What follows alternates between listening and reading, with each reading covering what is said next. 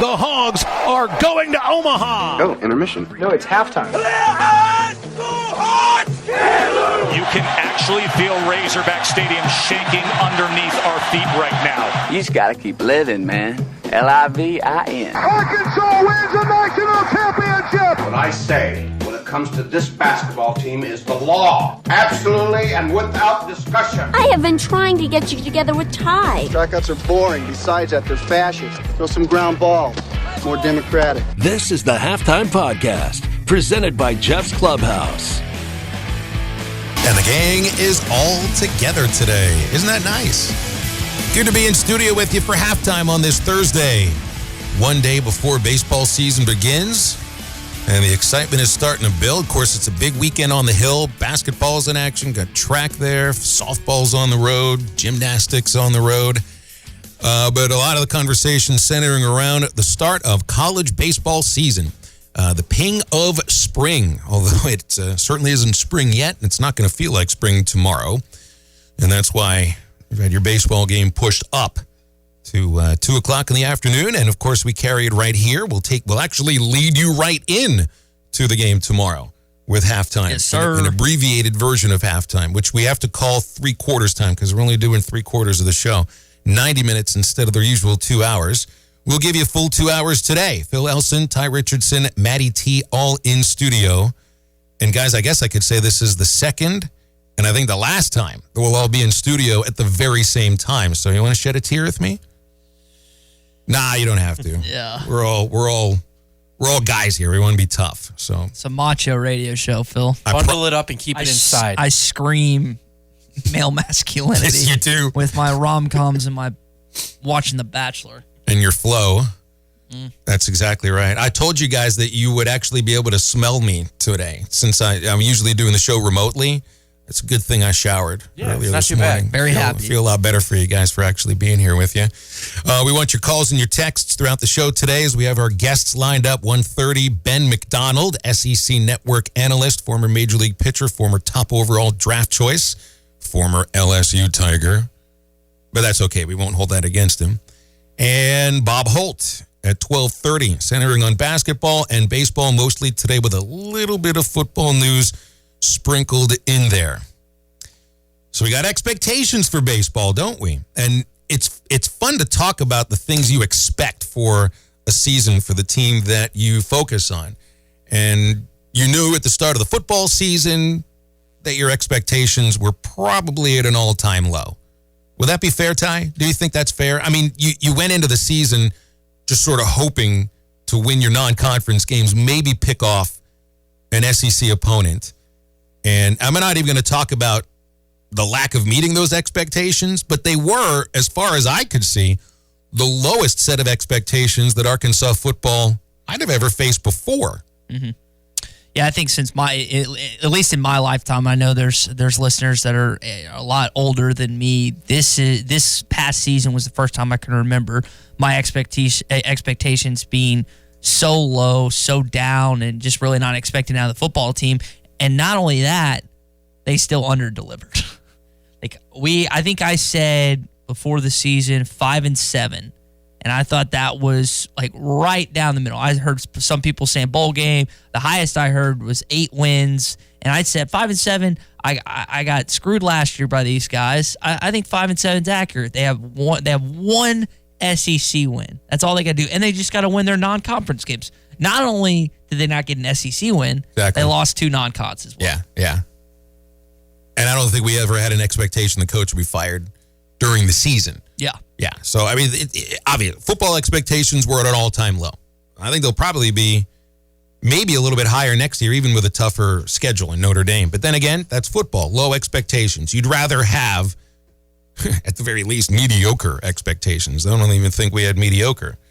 Basketball expectations, and it's sort of starting to play itself out the way that, at least when you talk about like what expectations are, you're talking about maybe a final record, where the team ends the season, whether it's NIT, whatever round of the NCAA tournament or missing the tournament. You have the sense that as of right now, if you were to look at yourself, like 7 months ago, and you're looking at the basketball season, they're sort of meeting those expectations right now. I don't think they're meeting expectations that we wanted to have at the start of January. But here, as you go through the SEC schedule, they're sort of meeting the expectations that I think we all had. I remember saying at the start of the basketball season, I thought that this would be an NCAA bubble team, but probably leaning more towards an NIT bid. I mean, if you want to look at it, they're actually dead on it because they're tied for 11th right now. They're tied for 10th and 11th in the SEC. So really, in reality, you could argue that, like you're saying, they're hitting that spot exactly what the SEC media thought they were. And I know when they got going in the non-conference play and they really ripped off a bunch of wins, they started strong in conference play, people were really questioning, man, how about the SEC media just being so off in their pick with Arkansas? And they traditionally... we were crushing SEC media a month ago. Yeah, and we've talked about how Arkansas traditionally does better than originally picked. That's how they traditionally perform. Mike Anderson's teams were notorious for it. Wherever they were picked, they always typically finished higher in the SEC. But now you're sitting where you are at 10th and 11th in the SEC. You're tied with Ole Miss, who you've got a leg up on. So maybe you could end up getting that 10th slot. But you got to turn this if you want to outdo expectations, which I still think that's very much a motivation for Eric Musselman and this basketball team. You got to turn it around, and it starts with this weekend against Mississippi State. And one of a bunch of your teammates' boys in Reggie Perry, the guy that you mentioned, played on the Arkansas Hawks, played with Isaiah Joe. And dominated last month against Arkansas. Mm-hmm. And I would see no reason why he wouldn't again. Mm-hmm. No reason at all why he wouldn't do the same thing. And I think, I can't remember if it's on the Morning Rush or here, but I think from an individuality standpoint for Mason Jones, if you still want, I think the most ludicrous thing to say in sports is that, I don't care about individual accolades. That's not true. Everyone at a certain point cares about that. It's when you put the team success over those individual accolades, that's when you have team success. But just because you have team success doesn't mean the individual stuff can't go along with that. That being said, Mason Jones has a tremendous opportunity on Saturday to go up against the 1 or 2 slot SEC player of the year in Reggie Perry and outplay him at home. They don't play the same position. They're not going to be guarding each other 24/7. There may be some switches and stuff. But they'll be under the spotlight. There's no doubt. I mean, these right now are probably your 1 and 2 guys for the SEC Player of the Year. And if I'm Mason, the way I play the past 2 games, I'm ticked off. I'm hacked off. I'm going to make sure that I do whatever I can, not only to get a bucket, but help my team win on Saturday. And be in the conversation. Show the rest of the SEC, hey, don't forget about me. I've had a bad 2 games, but I can go toe-to-toe with one of the best players in our league. Just because he doesn't play the position doesn't mean I can't have the same impact with my team, even though that they're probably lesser around me right now than what Mississippi State has with Weatherspoon and some of those other guys. I just imagine the pressure that Mason feels just on his own, just putting on himself to perform at a very high level for a team that needs him right now more than it ever has before. And really for the last couple of weeks, that's been the case. And then there's baseball expectations, which are higher than they've ever been, which I think is saying something. You know, on the heels of the first ever back-to-back trips to the College World Series for a program that's been there 10 times, it almost feels like Omaha or bust right now, which is unfair. It really is. I mean, if you're a basketball team that's projected to be a Final Four team at the start of the season and you don't get there, but you make it to the Sweet 16 or the Elite 8, does that mean that it's a total bust of a season? I think there's some Kentucky fans that feel that way.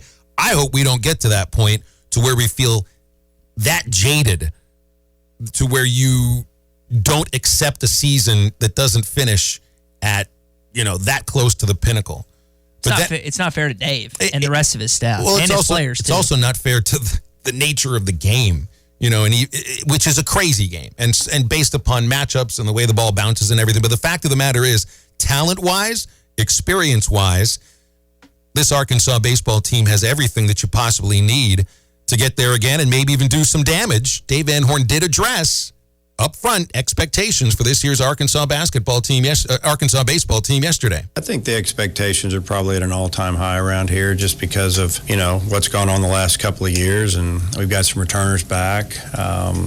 People see it that, you're supposed to get better and do what you did last year and maybe take a step forward, that's fine. I think the players are good with that, and the success has been good. It's helped our recruiting. It's helped obviously grow our fan base and contributed to a new facility going up for our players in the future. So yeah, it's all a plus, and I think the players, they kind of embrace it a little bit. They like it. Phil, we talked about this last year. I know that baseball, basketball, and football, they're not necessarily always intertwined, but the fan base, the Arkansas fan base, you're always Arkansas fans. Football team sucked for a third consecutive year. The basketball team, we'll see what happens. There's going to be a lot of fans itching to start winning again. Jeff's That's Clubhouse is open here. 11 to 3 Monday through Friday and on Saturday with brunch from 10 to 2. Jeff and his staff also provide a wonderful catering service. 479-308-9123. That's 479-308-9123. 2801 Old Greenwood.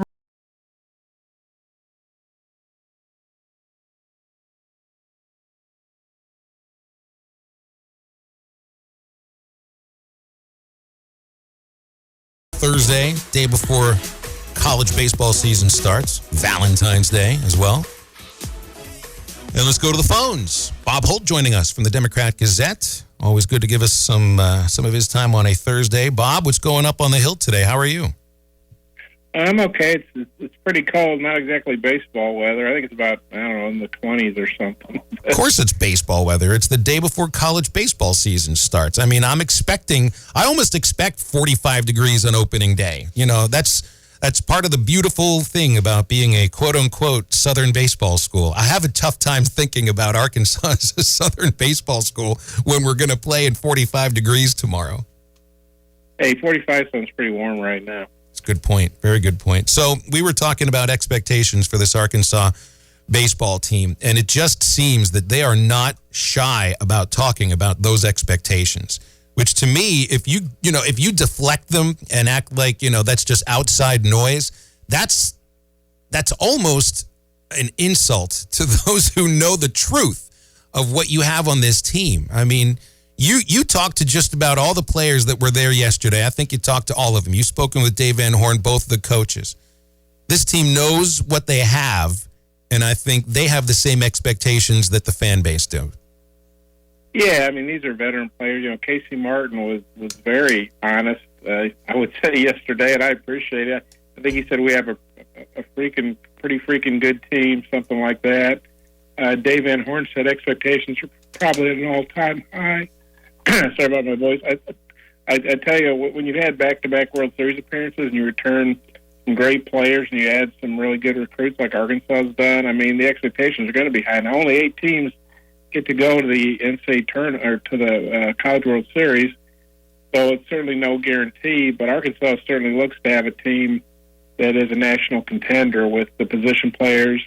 They don't necessarily have that, one stud pitcher, but they have some pretty good pitchers, guys that got experience last year like Connor Nolan, Patrick Wicklander, and so Dave Van Horn, I think it's Dave's 18th year, so he's the active leader in College World Series appearances for coaches. So you got a really talented team with a really good coaching staff. It's a good combination. I think the sense is if there's anything that might hold Arkansas back this year, it would be pitching. And I don't even know if that's fair because it's all preseason talk, but 10 of the 14 teams in the SEC have at least one pitcher that have been named to some preseason All-America list. Now you look on the hitter side of things, the Hogs have guys on a bunch of lists. Nobody on the pitching side of things. I think that's just because nobody's had a chance to emerge yet. So it's all about who emerges. But would it be fair to say that at the start of the season, the one thing you feel could hold them back,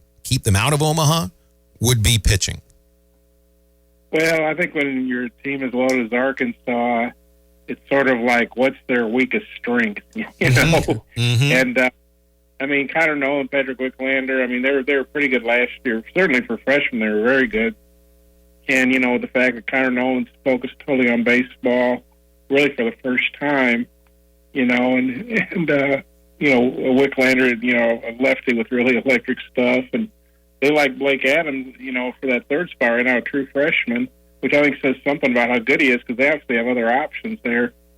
So, yeah, I think that if you're looking for question marks or whatever, something that's not quite as strong, then pitching would probably be it, because they're just so strong at the positions. They're such a tough lineup. But it's not like they're, like they don't have good pitching. And, nobody knew Dave Van Horn said this, I believe. Nobody knew Isaiah Campbell was going to be Isaiah Campbell last year, the dominant pitcher that he became. So I would expect Nolan and Wicklander to be a really good 1-2 punch. And then, whether it's Blake Adams or somebody else, they're going to have options to have a good third starter, and they're going to have a pretty deep bullpen. Obviously, they got to figure out roles and who's the closer. Maybe they have multiple guys closing games. Sorry, Bob. Go ahead. I thought you were done. My bad. No, I'm done. Yeah, I was just going to say I think they're a pretty good team, I guess, is summation. Talking with Bob Holt of the Arkansas Democrat Gazette here on Halftime. Bob, you've covered Dave for a while. What can you tell us about his preseason preparation and just why his teams have been so good over the years since arriving in Fayetteville? Well, I just think he has a real good feel for how to handle a roster. I guess the big league level or the professional level, it's called a manager, because you're managing people, managing personalities. In college, they still call you the coach. But I think Dave really knows how to manage people, his staff, his players. He's got a really good staff. With Nate Thompson and Matt Hobbs and the other guys on staff. Hobbs was getting looks from major league teams. The Yankees, I think the Giants maybe. So I'd probably know that better than I would. But and so it starts with that, and then. Dave I think he's so in control of everything. He's so confident. If they have, if for some weird reason they get off to a bad start, or some guys are in, hitting slumps, or some pitchers are struggling, I just think he knows, the right buttons to push, because he's been doing this for a long time, a really high level. Took Nebraska really from nothing to back-to-back College World Series. Obviously Norm Bryan did a great job building the program here, but Dave has really taken it to another level. When you look at the stadium and the tickets, they've sold out of season tickets. I think they sold about 7,000 season tickets, which is pretty incredible. And I just think he's just a really strong veteran presence. Everybody respects him, and he just knows how to run a program. Yeah, when you look at what he's done over the years and where Arkansas is as a baseball program right now, I know Vanderbilt is just coming off a national championship. But in Florida a couple years back, and there's other SEC teams, LSU, it's just loaded in the Southeastern Conference in terms of baseball. Where the program is, the facilities, the team, the fact they've been to 2 back-to-back World Series, is Arkansas a consensus top 5 baseball team in college baseball right now? Come on, as a team. Sorry, not this year. Yeah. I probably should specify that. Program. That's the better way to put it. I think you can make that argument, because I think you have to look. When I look at rating a program, obviously you look at results on the field. I think you look at stability, consistency. You look at facilities. You look at fan support.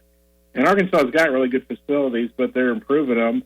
They're adding on to the stadium and doing some things to make a nicer clubhouse for the players. And I don't think too many teams have an indoor facility like Arkansas does to practice in. Obviously, their fan base is right up there with LSU. I would say Arkansas and LSU probably have the 2 best fan bases in the country. And then you look at, Dave Van Horn going to his 18th year, and then he had in with Norm. I think that's 2 coaches in 48 years. I would think that's unheard of in college baseball or college most anything else. And then they just consistently win. And they won a lot under Norm Bryan, but they're winning at an even higher level under Dave Van Horn. And obviously that, when you win, guys want to come here. They get guys from all over the country. And it really helps that Arkansas has become a really good baseball state. You look at, the players on this team, like Casey Martin, like, Connor Nolan, lived in Nevada, but, then was agree with it. They just have a lot of really good players in this state, which that helps too. But Arkansas can go anywhere and get players. Bob, we got about a minute and a half left here, and you've been writing baseball for a long time. You write about all the sports at Arkansas.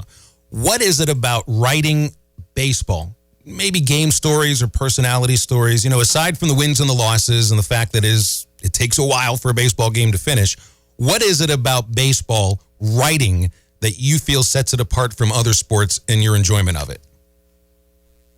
Well, I just always really liked baseball as a kid growing up. It's a little bit slower pace. I mean, you can go to a game, and I guess Major League Baseball's doing everything they can to speed the game up. I'm waiting for them to say they're going to cut it to 6 innings or something. but there's a little more leisurely pace. Whether you're there as a fan or there as a media person, you can kind of have some give and take with people and, talk about things, tell some stories. David Horn's just really a dream to cover.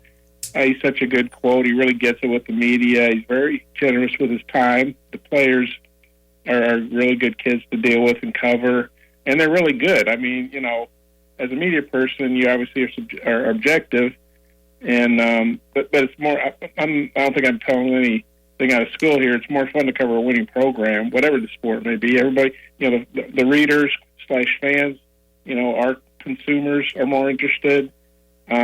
Everybody's, you deal with is happier. It's more fun to write about wins and losses. So I think especially with the way football has struggled, baseball, in Arkansas has gotten even bigger because people just appreciate how good it is. That it's, as good as anywhere in America. Bob, thanks for your time. Save some beef jerky for me tomorrow, okay?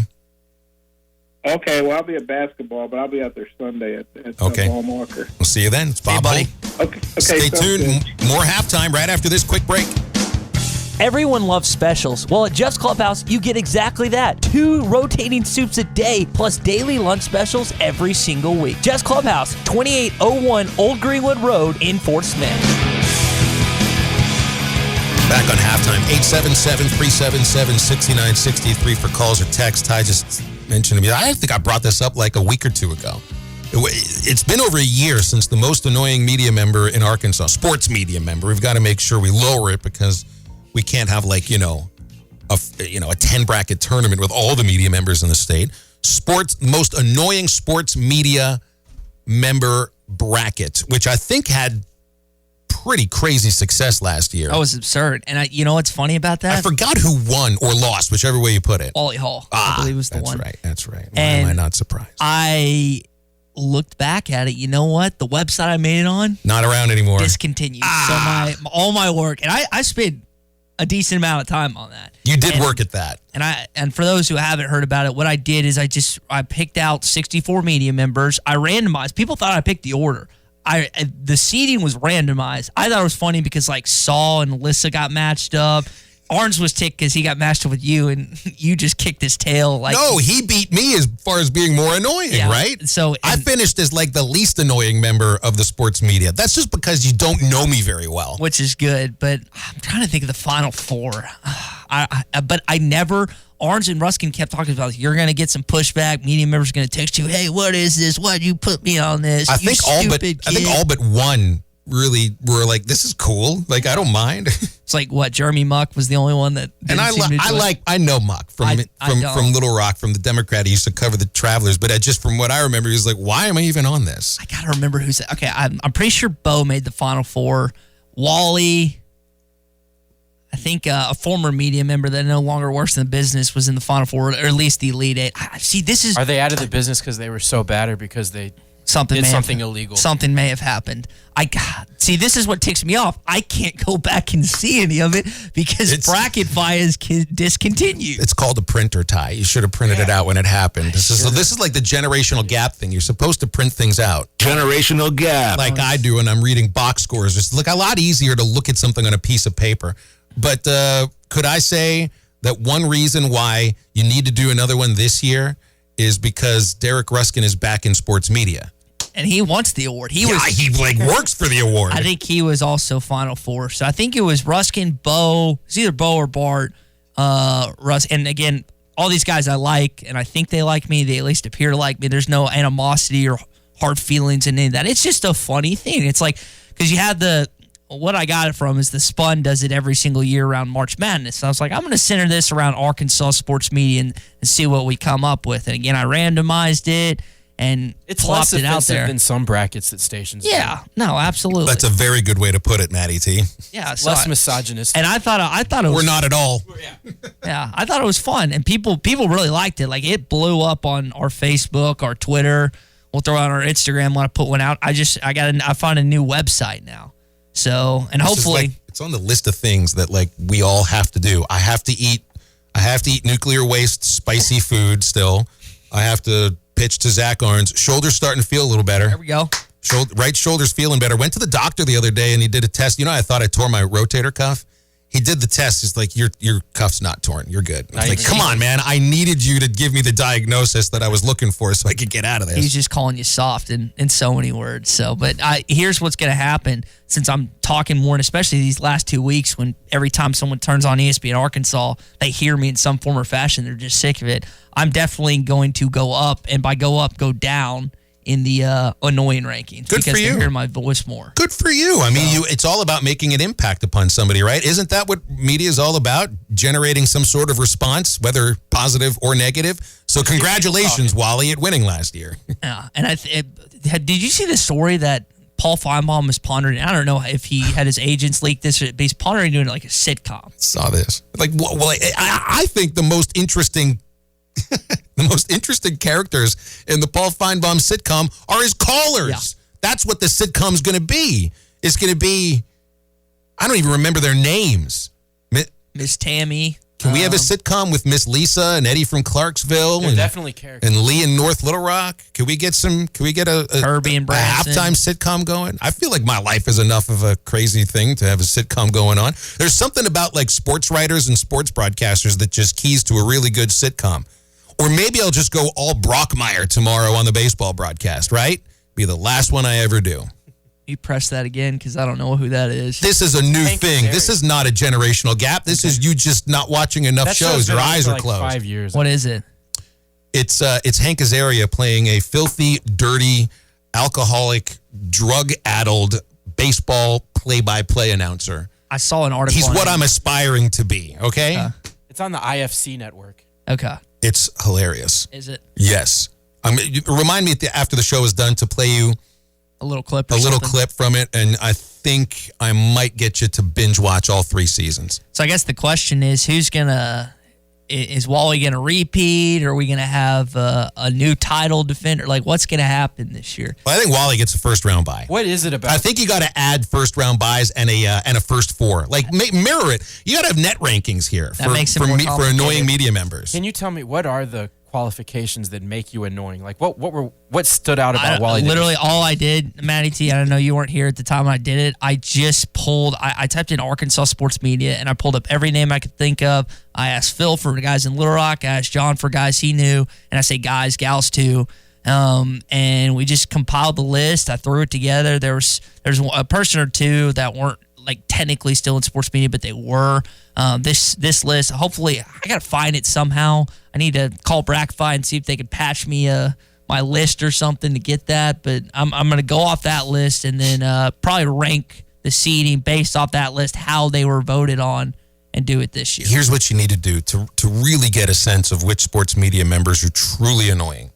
It's not asking the general public, the listeners, the readers, the viewers. Ask the coaches. The coaches are the ones that shoot the dirty looks at press conferences, right? The coaches are the ones that might fly off the handle at a stupid question. The coaches are the ones who get annoyed at these sports people, myself included. I've annoyed a couple of coaches here and there with a dumb question or just rambling on and not knowing how to ask a question. Ooh. I think Dave Van Horn would give you an annoying moment with me. Like he put you like number 1. I doubt he put you number 1. Put me number 1. I think there'll be a few others ahead of me. But I would just like to see. I mean, Sam Pittman hasn't been around more than 2 months, but I'm sure he's got. He might not know exactly the names, but he would know the faces. Yeah. And Eric Musselman, he knows all the names. This is what we got to. You got to have a dual tournament here. One for listeners, viewers, and readers, and then one for coaches. What they like. You know, it seems like Muss maybe gets a little annoyed with Bob Holt, maybe. Oh, I see. Okay, so we just had Bob on. Does it with a smile. Yeah. Bob is in terms of doing his job, the beat reporting aspect, one of the toughest things to do in sports media is asking questions to coaches after losses. And Bob does it better than anyone, not only in Arkansas, but in the country. That's why I'll always have respect for Bob, because I am a little coward. I shrink. If after wins, I'll ask a question. But like I'll have a good question lined up, but it's teetering on the line of this might tick him off. I don't know if I want to ask that. And maybe I'll get to a point one day, or Bob, where he just asks. And we asked him last week. I was like, dude, how did you come to just ask these questions? How did you get this? He's like, I just need to answer. I've always done it. And that's something to admire in a sports media person, because the goal is to find out as much as you can about the game, what the coach thought, what he was trying to do. But I would say that Bob probably, from the coaches, gets that, even though he shouldn't, because he's doing his job better than anyone else in that press conference aspect. You would be on Musselman's list, Ty. Why do you say that? The guy who asks me about Barstool. Oh, yeah. I mean, it was one question. There's one question as I wear my Barstool hat right now. So he would probably be like, hey, listen, I was talking to Scotty and Pete and Nikki. I was like, I want to be in you guys' clout and the fact that Mush just knows your name. I want there to be a press conference where he says Ty, and then I can die Nikki, alone. Pete, Tom, Bob. Scotty. He said Scotty. Scotty. Kevin. He said Nate. I think he said Nate. That's 7. He came on this show and he said Phil. I don't remember him saying Ty. I don't remember him saying Ty either. I think you got to join a list of 8 right now. Pretty elite list if you ask me. So it's something to aspire to in the future, and hopefully this season. Just wanted to happen once. So now we all have a new goal for the upcoming year, to annoy as many coaches as we possibly can and get on the list. This is going to be so much fun losing my job with the Razorbacks. Can't wait. 877-377-6963. Hey, maybe you think you've got an annoying member of the media. Let us know who it is, if it's me, if it's Ty. I tell you what, I was disappointed with where I finished last year. I even tried to start saying things to annoy people, and it just didn't work. You were in the least 5, right? Of the 64, you finished in 59 or 60, right? I was one of the most successful people at pleasing people other than annoying them. And I was just like, what's the point here? I'm supposed to generate some sort of a response, right? I'm trying to think who else. I'm pretty sure Harry Keene was up there with you. I think Terry Talmadge. I don't remember who else. Harry Keene's so nice. Yeah, good dude. How can he annoy anyone? That's right. I mean, I guess I have to try harder, right? I have things to work on.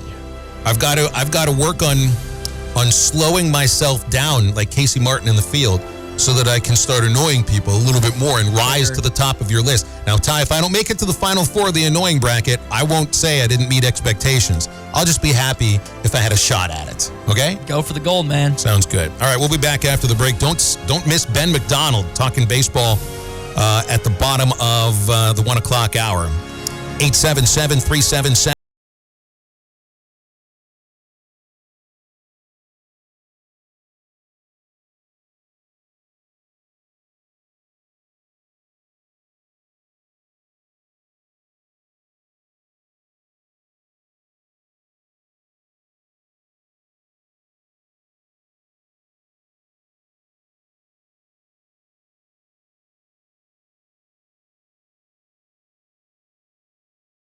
Analyst, ESPN, SEC Network College Baseball. Also does work on Orioles telecasts. Ben, thanks for coming on halftime. Always good to talk to you. How's it going? Yes, sir. Everything's going good. How about you guys? Everything okay? How's the weather? It is going to be 45 degrees tomorrow for first pitch at Baum-Walker Stadium. I'm assuming, are you on the call LSU tomorrow? What's it going to be like down there? Yeah, well, we got some cool weather tonight, too, and tomorrow. I think we're going to be very similar, maybe a little bit warmer. I think it's going to be in the low 50s at game time at 7 o'clock, and then I suppose to get into, the upper 30s, low 40s, by the time the game's over. So it's going to be kind of cool down here in Baton Rouge for opening day, but I know everybody's looking forward to the start of college baseball, as I am, too, so it's going to be a good day. You had a good countdown on your Twitter where you had 2 days before the start of the season. You had the picture of Dave Van Horn, who, of course, is number 2. But you knew exactly what you were doing with this countdown because you know who wears number 1 and purple, and it's Paul Maneri and the LSU Tigers. It's going to be a great season for both programs, and this SEC West it's always ridiculous. It really is. I mean, it's always stacked, and of course, Arkansas last 2 years been to the College World Series 4 times in the last 8 years. Just a matter of time, in my opinion, for, Van Horn breaks through and wins it. And really the same thing can be said for Mississippi State as well. They've been the last 2 years as well, been pretty close over the years, and just a matter of time before that program punches through. But you're right, the SEC is loaded again this year. No surprises, and the West is as strong as ever, So it's going to be a good year. For me, there's a lot of question marks. I mean, I know there's a lot of good teams out there, but I think each team in its own right has some questions to be answered. And, of course, we'll start to get those questions answered here as the season ticks forward. Well, what do you think that would be? What question needs to be answered about Arkansas? Because right now I think it looks like it could be one of the best lineups in the country. My question mark is more about pitching. What starter can step up, be an ace? Who's going to pitch in the back of the bullpen? What have you seen in your preseason research? Well, I mean, that you hit the nail on the head. From an offensive standpoint, look, Arkansas, to me, is going to be elite. There's no two ways around it. I mean, you got 2 first-rounders in the middle of that, of course, with Martin and Kerstad. I love Casey Opitz. I think his offensive numbers are going to tick up this year. He hit 243 last year, but I think those numbers will be better. And he's as good a catch-and-throw guy as you'll find, not only in the SEC, but in the country as well. So from an offensive standpoint, a Goodhart had an outstanding year last year. There's no reason to think that he won't be really good again this year. So I'm not worried about Arkansas from that. Now, from a pitching standpoint, I think that's where it is. If you go back and you look at Campbell and you look at Blaine Knight, Arkansas has had a real ace, a real shutdown guy on Friday nights the last 3 years. There's no doubt about that. I'm ready to see if Connor Nolan can be that kind of guy. Can he step up and really perform on Friday nights? Can Wicklander be that guy, and everybody else has got coming. It's hard to replace a Cronin in the back end of a bullpen. I thought he was as good a closer as there was in college baseball, and I know Vermillion is a talented guy down there too. But there's a lot of questions, with the pitching standpoint. I think there's a lot of power, arms, and potential there, but for me, it's kind of unproven potential, but there are a lot of teams out there that are like that this year. It's interesting the way that you put it about needing an ace, needing a closer, and some of that is about stuff, of course. But I feel like we saw this a lot with Blaine. You saw this a lot with Zay and with Cronin. You got to have the stuff to pitch in those roles, but it might even be more about attitude and where you see yourself as far as leadership for the team, because those Friday night starts are so important. Back end of the bullpen is so important. Talk to me a little about attitude to learn how to be an ace, to learn how to take that ball in the 9th inning and close a 1-run game. Well, as you know, a lot of people know in sports, a lot of the job is believing that you can do it, and having that swag a little bit and the confidence, not cockiness. And I'm not trying to be a rear end out there, but I'm putting off a vibe that, hey, I know I'm going to get you out. I know I'm going to be successful tonight. When Blaine Knight took the mound, man, I just felt like when he stepped on the bump, he turned into a little bit different dude. He kind of reminded me of Mike Messinovac, who I played with, who was just a kind of a low-key guy off the field a little bit, but when he got on that bump, man, it's almost like he took his jersey off and there was a big Superman written on his on his chest right there. And I thought Campbell took a big jump last year. I didn't know what to expect from him because he'd had some injuries, but boy, he turned into a real Friday night guy. But again, to me, he was a guy that believed in himself. And Cronin, when he got on the mound, I mean, let's face it was mostly all fastballs. He's like, here it is. Here's my best stuff. See if you can hit it. Not many guys did, but he had a little swagger to him too. So the first thing for me is you got to believe that you can step into that Friday night role. And you said it. I mean, look, the Friday night guy sets the pace for the weekend. That's the extra pressure that nobody else has, because I felt like when I was a Friday night guy and everybody that's been in that role is, hey, it's my job to set the pace for the weekend. It's my job to go out and try to pick up a W for the team. We win game 1. All we really got to do is win 1 of the next 2, and it's a really good weekend for us. And I think that's why your Friday night guy has to be one of those guys going to keep you in a ball game. Talking with Ben McDonald, SEC baseball analyst for the SEC Network. Ben, you mentioned that confidence, that swagger. Dave Van Horn, for the guys that cover him here in Arkansas, he's never been known as like a cocky guy or full of himself, but he does kind of have that same thing you're talking about where he's confident and that emulates into his players. How much do you think he passes over some of that confidence to the players he has on every year?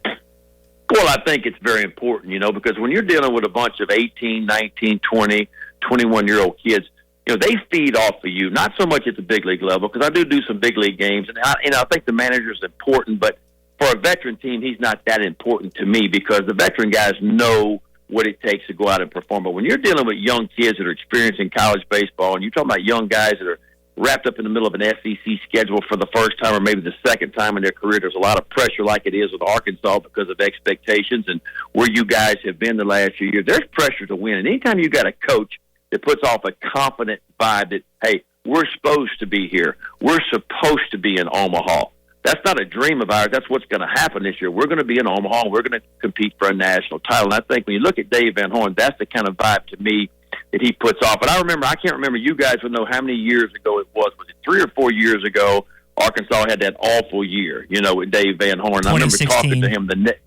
16. Okay, I remember talking to him at the beginning of 17. I was in town there in Fayetteville doing a ball game.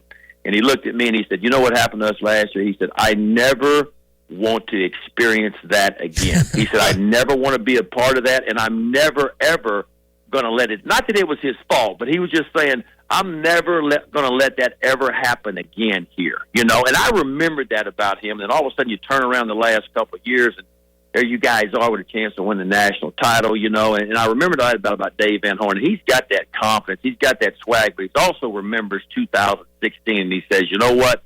This is who we are the last couple of years. I've been to Omaha for the last 8 years, and that's where I want to be every year. All right, as an LSU guy, Ben, I feel like we have to touch on the run that LSU went on. And speaking of swagger, Joe Burrow, was there a guy in college football that had more confidence in himself and his teammates this year? Watching that, I'm an Arkansas kid, born and raised, so I was taught not to like LSU from the moment I was born. But I couldn't help but gravitate to what he, Ed Orgeron, Joe Brady, and all those guys were doing, especially watching Jamar Chase and just everyone that associated with that offense and the defense as well. What was that like as a Tiger fan, watching the team finally overcome and do something they haven't done since 2007? Well, look, it was a surprise for us. I mean, we knew LSU, and I think the nation knew LSU was going to be pretty good going into this year. But nobody there, if anybody tells you they saw that coming, they're lying to you. Mm-hmm. I mean, Joe Burrow didn't see it coming, but it all came together. Joe Burrow really grew up, and you mentioned Brady. To me, Brady was the key to it all, because it's almost like Ensminger and Orgeron didn't quite know what they had with Burrow his junior year. And Brady comes in and looks at those guys and he said, boys, we got a stallion here. We got to let him run. We got to open it up, and we got to let this kid go. And it's almost like they just took the reins off of him, and Brady comes in and lets Burrow just turn it loose. And Burrow, you could just tell. And I went back and listened to some of the preseason interviews, and he had some confidence then. He felt like he liked this new system, and he knew that he was going to have a free will to go do what he wanted to do. And gosh, but even saying that, I mean, nobody expected the kid to complete the percentage of passes that he did to throw, that had the kind of year that he had. But I'll tell you this, guys, it was fun to watch. If you're an LSU fan, they're still grinning down here on the bayou. I can tell you that. They're happy about football now. As you guys know, we lost everybody. We lost our quarterback, our DC, our OC. Brady's gone. We lost 11 guys committed early. So it's probably not going to happen again this year. But I can tell you this, it was fun to watch. And I'm not a huge football fan. I do watch it up at the deer camp on Saturday nights while I have an adult beverage every day. And I don't go to many games, but I had to go down to New Orleans, and I had to watch the national championship game, and I'm glad I went. You give us a report on LSU baseball. Daniel Cabrera, big-time power hitter, left-hand DH, got some arms returning. What does Paul Maneri's team look like heading into this season? Well, I mean, from an offensive standpoint, there's some question marks there. Daniel Cabrera, in my opinion, is going to have to perform this year like a potential first-rounder that he is being mentioned, or early second-rounder. He's going to have to go out and hit better than what he hit last year, which was like 275 or 285. He's got to have one of those years where he hits 335 and 15 to 18 homers and drives in 60. I think Saul Garza, the big catcher that came on late last year, I think he has to have that kind of year as well. There's some pieces offensively, but some unproven pieces. Beloso over at first base can be a guy that can hit you 12 to 15 home runs again. But there's going to be some new guys. I mean, LSU lost a lot. It's hard to replace Antoine Duplantis and Josh Smith and guys like that was around the program for a lot of years. And so there's some question marks on offense. I think that's their weak spot, so we'll have to see how that feels out. From a pitching standpoint, I think this LSU team, assuming it stays healthy, and that was the problem last year, it seemed like every pitcher that LSU had last year ended up spending some time hurt or didn't come back at all, But this team, I think, from a pitching standpoint, could potentially be one of the deepest that Paul Maneri and Alan Dunn has had at LSU. It's a team that got A.J. Labus back from an All-American or freshman All-American year 2 years ago. He didn't pitch at all. He's going to be the Sunday guy. I think Cole Henry's got a big-time sinker in that Friday night spot. And Landon Marceau, who turned down a lot of money to come to campus as a freshman last year, admitted that he really wasn't in shape when he got here, didn't know what to expect. But I expect that he's going to have a different kind of year. And Jaden Hill is back, potentially at the back end of that bullpen, who was a starter last year. But he only got 2 starts. He was hurt, but he was 94 to 98 in fall ball. And you got Fontenot at the back end and Beck. So I think LSU's strength this year is definitely its pitching, if it can stay healthy, and that's going to be the big question mark. Just a couple more minutes here with Ben McDonald. And Ben, I wanted to get your opinion on this, on the sign stealing stuff going on right now. I don't know if you saw the press conference with the Astros today. It just looked like they tossed gasoline on the fire. You're a pitcher. I have a sense, just from talking to you and watching you when you pitch, that you did it the right way. I mean, you'd just be pissed at what has come out from this sign stealing scandal. Absolutely. I mean, it's, you know, the way I explain it is there's gaining an advantage and gaining an unfair advantage. So gaining an advantage would be, you know, if you're a base runner out at second base and the catcher's sloppy with his signs, you could maybe relay to your batter at home plate, you know, the pitch or the location of the pitch. Or maybe if the third base coach is sloppy with his signs, maybe you pick up his steal sign or his bunt sign and you can adjust your defense to it. That's gaining an advantage. But for me, gaining an unfair advantage is when we start using PEDs, or in this case, we start using technology, live feeds, buzzers potentially, that could have been in there, and I think that they were in there to gain an unfair advantage. And that's just flat out cheating. That's what it is. You know, there's no other way to say it. You can't sugarcoat it. It's wrong. You know, it doesn't belong in the game. I don't think the penalties were harsh enough, although they were pretty harsh. I felt like some players should have paid the price for it as well, but it doesn't look like that's going to happen at all. But there's no place for that in the game of baseball. It's no place for it at all. And I see where some of the guys have come out and they're apologizing. They say they were sorry. But you're right. Look, it could potentially have cost some guys some jobs, because if you were a fringe reliever and you came in to pitch against the Astros back in 2017 and they had all your pitches, and you got just beat around the ballpark that day, and you got sent back down to the minor leagues to never come back again, look, that cost you. They potentially cost you and your family and an opportunity to feed your family. And so I'd be pissed if I was some of those pitchers that were out there, and I think some of them really are. Just a last thought on that, and we'll let you go. I think there's a sense from some fans that if you're not cheating, you're not trying. And so there's a lot of teams in some people's minds that are stealing signs electronically. And I talked about this earlier. I think there were probably more than the 2 teams that we're talking about, but I don't know how widespread this is. Do you think that this is limited to the Astros, to the Red Sox? Do you think there might have been a couple other teams just because of the idea of a long-time baseball tradition, so to speak, in people's minds that if you ain't cheating, you ain't trying?